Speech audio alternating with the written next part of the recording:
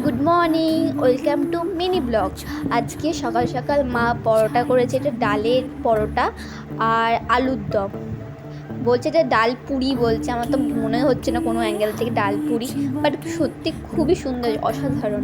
চলো, আজকে আমি দাদার ঘরে এসেছি, দাদার ঘরে আছে জলটা চেঞ্জ করতে আর মাছটাকে খাবার দিতে।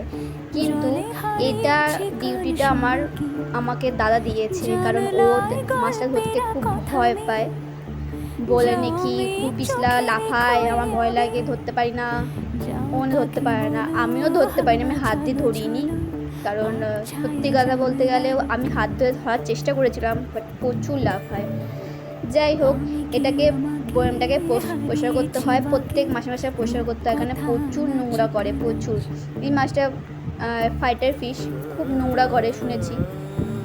আর এটা প্রচুর নোংরা করে, মানে একদিনে যদি এত খাবার দেওয়া হয়, সেগুলো খাবারগুলো খেয়ে সেই পটিগুলো আবার পরের দিন যদি খাবার না দেওয়া হয়, সেই পটিগুলো আবার খেয়েটে আবার জলগুলো পুরো নোংরা করে দেয়, আর জলটাকেও কমে যায় একটু দেখি। তাই জন্য প্রচুর বয়ামটা নোংরা হয়েছিল বলে, তাই জন্য পাথরগুলোকে ফেলে আমাকে সেটাকে ভালোভাবে ধুতে হয়েছে, কারণ সাদা হয়ে গেছিলো বয়ামটা।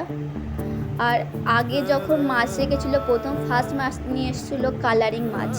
কালারিং মাছগুলো সত্যি দেখতে সুন্দর লাগে, কিন্তু কালারিং মাছের যত্ন খুব করতে হয়।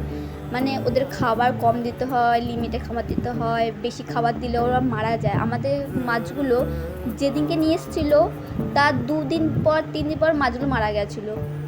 তাই জন্য আর কালারিং মাছ রাখিনি। দাদাও কষ্ট পায় যে মাছগুলো কি সুন্দর নিয়ে এসেছিলাম, মারা গেছে, মরে যায়।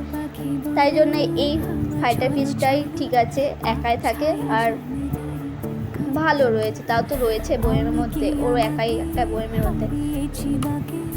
যাই হোক, আমি ভালো করে পরিষ্কার করে আমি গাছটাকে ভালো মতো বসিয়ে দিয়ে যাতে কোনো নোংরা না থাকে, দিয়ে ভালো করে বসিয়ে দিয়ে এবার আমি মাছটাকে জলটাকে ভরে মাছটাকে এটার মধ্যে রাখবো। হাফই জলটা ভরেছি, বেশি জল ভরিনি। তার মাছটা রাখার পর আমি আবার পরে জল ভরতে হয়েছে। দেখুন, আমি ফার্স্ট টাইম আবার চেষ্টা করলাম মাছটা হাত দিয়ে তোলার, কিন্তু সত্যি কথা বলতে গেলে ও প্রচণ্ড পরিমাণে লাভ খায় আর ধরতেও পারে না, হেভি স্লিপ খায়, হাতে ধরতেই পারছিলাম না সত্যি। শেষমেশ আমাকে নেট দিয়ে ধরতে হলো।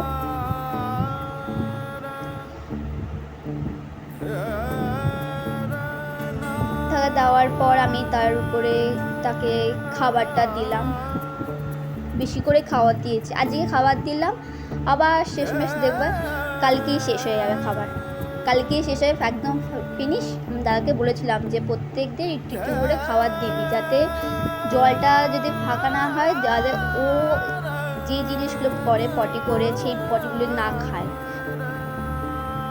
যে খাবারটা খায়। খাবার এক গাদা পড়ে থাকা সত্ত্বেও ঠিক মতন দেয় না, আমাকে দিতে হয় মাঝে। দেখতে কত সুন্দর লাগে না, জলের ভিতরে কি সুন্দর পাথরগুলো, সাদা সাদা পাথর, গাছ রয়েছে, ওদের জীবনটা কত সুন্দর ভিতরে, জলের ভিতরে। কিছু কিছু অ্যাকোয়ারিয়ামে দেখি ঘর রয়েছে, ছোট ছোট পাথর রয়েছে, দেখতেও খুব দারুণ লাগে। বাট ছোটোর মধ্যে এটাই যত্ন করে রেখে দিয়েছে আমি, আমারও খুব ভালো লাগে। যাই হোক, এটাকে রেখে দিয়ে ও তো কোনো মধ্যে থাকুক, খেলা করুক।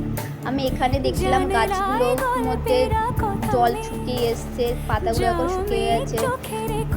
আর আমার দাদা কি সুন্দর ডেকোরেশন করেছে ঘরগুলো, দেখুন কি সুন্দর লাগছে নিজের কাজের জায়গাটা। চলো, আমার এইটুকু ব্লগ, টাটা, আবার নেক্সট ব্লগ দেখা হবে।